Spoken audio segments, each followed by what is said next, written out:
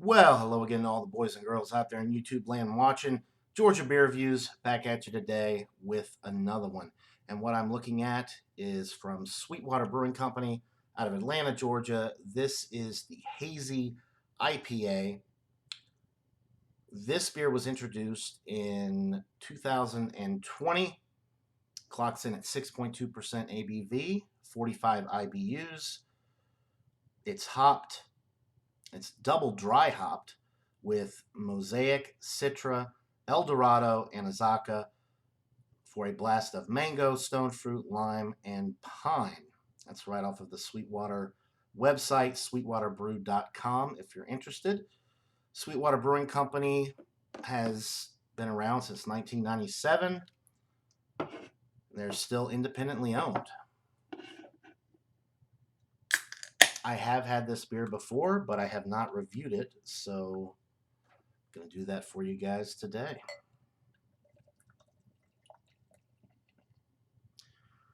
It's another scorcher here in Georgia, so nice cold beer is always good. There's the pour. Definitely has that New England juice bomb type appearance. It is opaque, mostly opaque. When I hold it up to the light, I can almost see through it.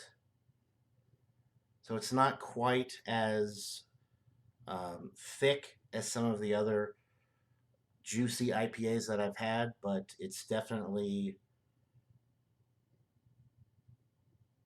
mostly opaque. There's nice streaming bubbles going up the glass.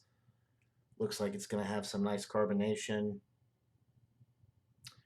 The head, white, frothy, about a finger's worth. The aroma, definitely getting that juice forward presentation on the aroma. A little bit of pineapple, a little bit of mango, a little bit of a pithy note, like a grapefruit pith.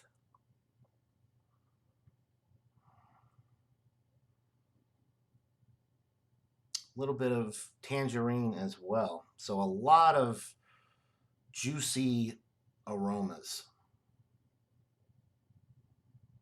Not picking up on any of the 6.2% alcohol.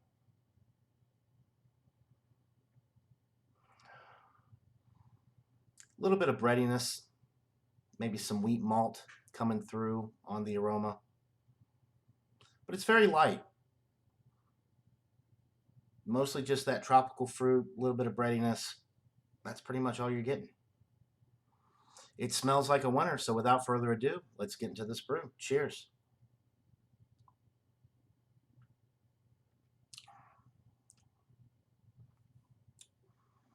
Very nice. You're getting citrus right up front. A little bit of tangerine, a little bit of that grapefruit is coming through, although it's not nearly as intense as it would be in, say, a West Coast, a traditional IPA, where you're getting that super grapefruit forward, almost a bitterness from that, and then a piney note a lot of times. You're not getting that with this. The grapefruit is definitely kind of muted. It's there, but it's not producing any bitterness.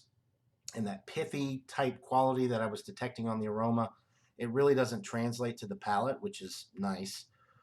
Lets the nice juicy hop flavors come through. The mango, tangerine, a little bit of the grapefruit, as I mentioned. I think there might be a little bit of pineapple in there also.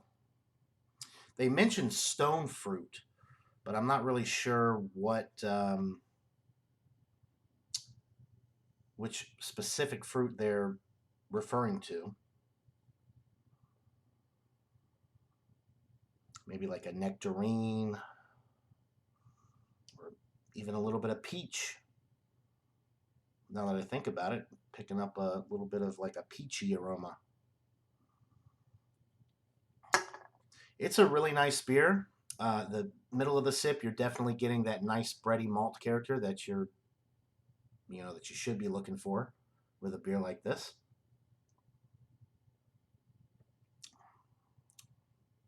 The finish is crisp, clean, juicy, refreshing. It's it's juicy, but it does have a little bit of a drying finish as well. So it's hard to really describe. It does have the juicy characteristics, but the hops do kind of dry out the palate once you swallow it down. And there's just a little bit of a lingering bitterness, but it's not a very bitter beer by any stretch of the imagination. The 45 IBUs really don't seem to be there. Um, if I had to guess, I would say maybe 30 IBUs, but it really doesn't taste like a 45 IBU beer. The carbonation is medium. The body is on the high end of light. It's getting towards medium, but it's still a relatively light beer, especially considering what you have on the market nowadays. All the super high ABV, really thick New England juice bombs. A lot more body with some of the Trillium stuff, some of the Wild Leap stuff.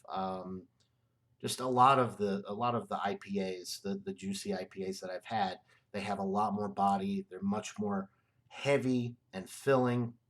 This one is borderline sessionable. You could drink a few of these and not feel super full. Obviously, the 6.2% alcohol would start to creep up on you after a little bit, but you know, you're not picking up any of the alcohol whatsoever.